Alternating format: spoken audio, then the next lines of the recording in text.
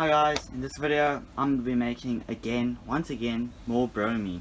For my first attempt it worked, but it was a complete disaster. I got barely any bromine, and I just feel like I did it wrong, and I want to revisit that because now it's like I have way more bromine salts and a better condenser column, the Dimmoth condenser, and I want to try also 3 different configurations of the condenser columns, because the reason for this is that I actually had quite a bit of bromine salts and they all couldn't fit into each of the round bottom flasks, the 1 liter round bottom flask. So what I had to do, I decided that even though I'm gonna have to do 3 separate attempts, I want to try different condenser column configurations. The first one is you'll see now what it actually looks like. The whole premise is that the bromine gas is heavy, it's very dense, and it wants to stay in this distillation setup system. And the whole point of that is that there's a Dimmoth condenser that I'm going to be using, and that bromine vapor will refuse to be pushed up the Dimmoth condenser, and it will stay in the column and cool and condense because it's chilling with the coils for much longer because the vapors are dense.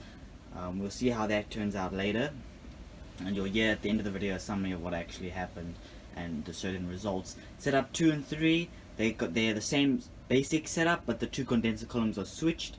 There's a very big difference between the two, of the efficiencies and the outcomes of the bromine also. And while I'm doing this, let me just show you. So the whole premise is that I'm gonna take some what's that stuff called, that bromine tablets that you get from the spa. Let's say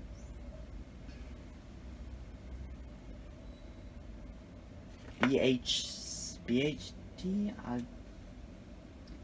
something, I don't know, can't remember. It's a long name, hydrotoin bromine salt nonetheless. And then you take sodium metabisulphite with the bromine salt, there we go,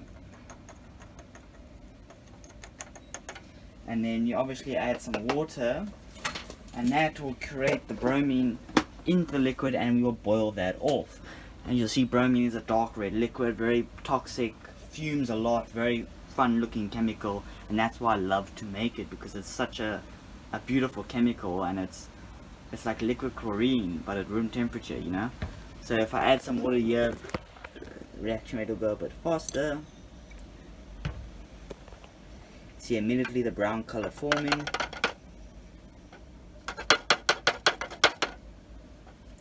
And that little brown color is the bromine.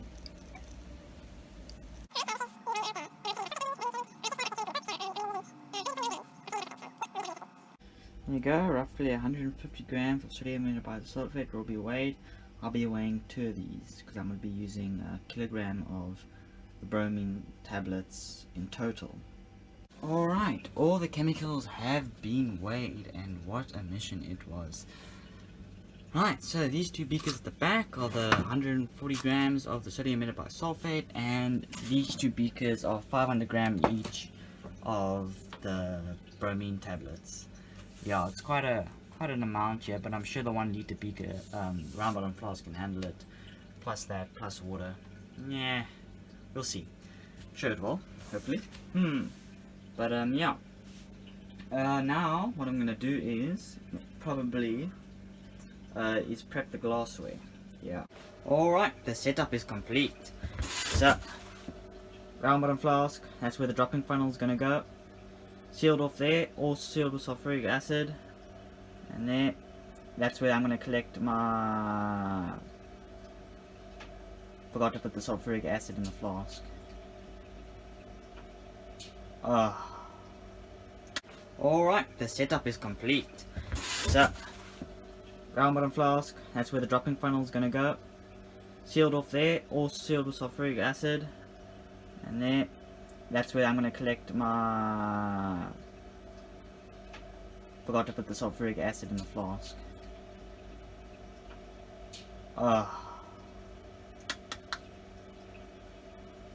Can't pour it through there, can I? Maybe I can, doesn't really matter. Maybe I might do that. Anyway, Dimmoth condenser here, the bromine vapor should condense and condense and condense. This is running nice negative degrees Celsius, -20 antifreeze. It's starting to get cold. I just turned it on. Well, I'm going to measure out 200 milliliter water and then add it to the bromine tablets, and there it is. This is somewhat warm water just because, and yeah.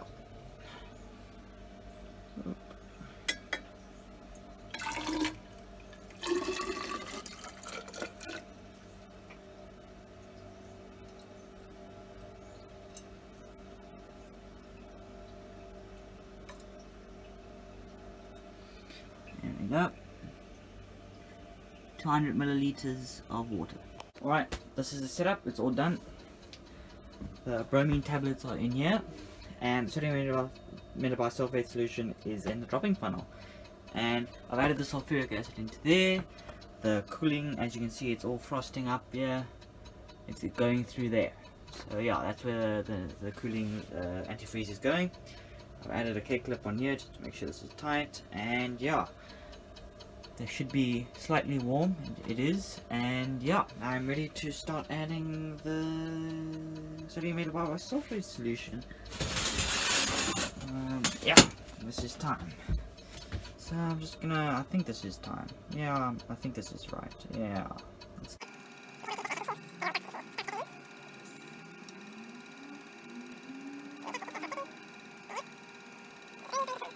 An update, the bromine still coming over. There's the condenser column there.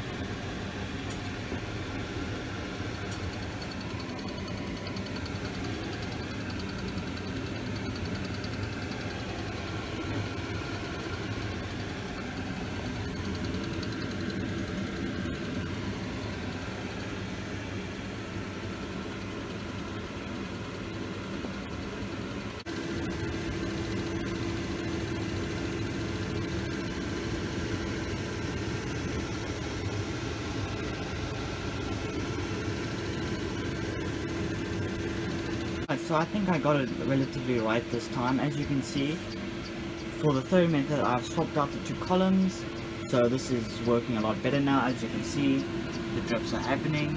This column is slanted, so the gas will go on the slant and touch the column. It's not even doing much because a lot of the bromine vapors have been condensed. Like, look at the top here, you see it's all drops of water, which is exactly what I want. Exactly what I want. This I made it into a slurry properly, so what I did was I added the powder into the flask and I added a bit of water and I closed the flask and I shook it, and it made a proper slurry that was nice. The water did settle out to the top though, but it's probably a better method to cap the flask and then shake it while the powder and water are in there to try and mix it. As you can see, I've stopped the addition here just to let it boil a bit and let the bromine vapors condense. As you can see, it's going to be dripping nicely now. Yes.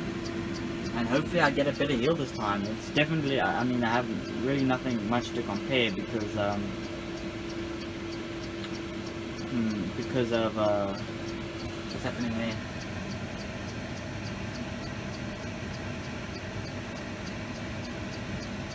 Because this is a different amount. This is, I think, 400 grams compared to my 500 and 300 gram runs, so it's a bit different, but it's the rest of the stuff. It is working very well now. I wonder how fast it's dripping now. It's running down the flask. Oh, this is good.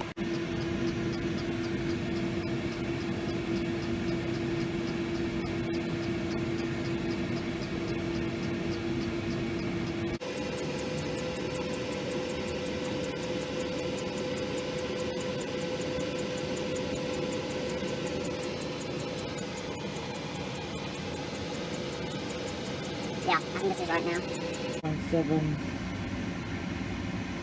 yeah, 74.74, 74.74 grams. What a strange number, am I right? Alright, now I'm gonna unpeel it.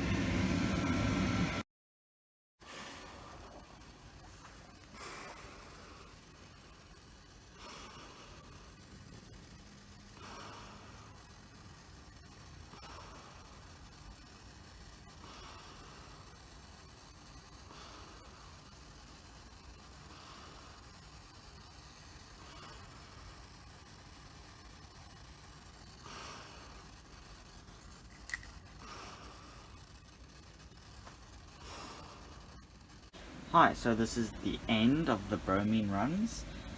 Just a quick summary of what happened. There was three condenser configurations that I used. The first one was a big and utter failure. The idea didn't work as well I wanted to. The whole idea was, just to summarize again, is so that the bromine vapors were heavy, so they would want to stay inside the system.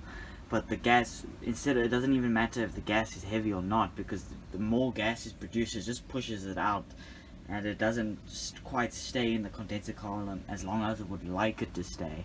And in condenser config 2, which I didn't show now, but as I said, it's just where the two condenser columns are swapped. It just, again, it was similar to config 1. The Liebig didn't do much because it was vertical and it's meant to be at an angle, so that's fine. It was just an extra use of the condenser column, and the Dimmoth condenser, it obviously worked the same as config 1, so the gas just pushed the bromine vapor out and it didn't stay in the condenser column as long as I would like it to stay. Now in configuration 3, this was the most efficient thing I've seen from my runs of bromine, and I'm definitely going to do it again with the Dimmoth Allen condenser very soon. What happened was the bromine vapors were again pushed out, but they weren't, since the vapors had to travel down for one, and the vapors were really hot, they were warm in that sense, so they actually wanted to rise. And what would happen is it will almost create a vortex at the top of the condenser column where it gets pushed down, but then wants to float back up basically, and then that would make it run through the coils more than once, and it was insanely efficient, as you saw with the drips that were coming off really consistently and it running down the coil. With the Dimmoth Allen condenser, which I'm going to use next, the wall's also going to be cooled with the inner coils. The efficiency should increase quite a bit.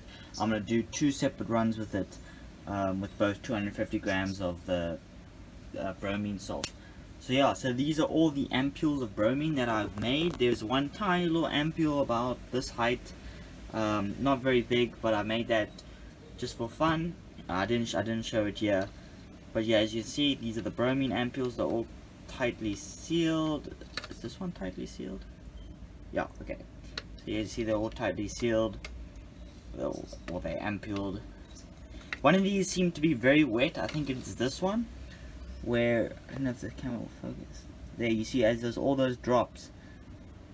It was quite a bit of drops. Oh, look there, yeah.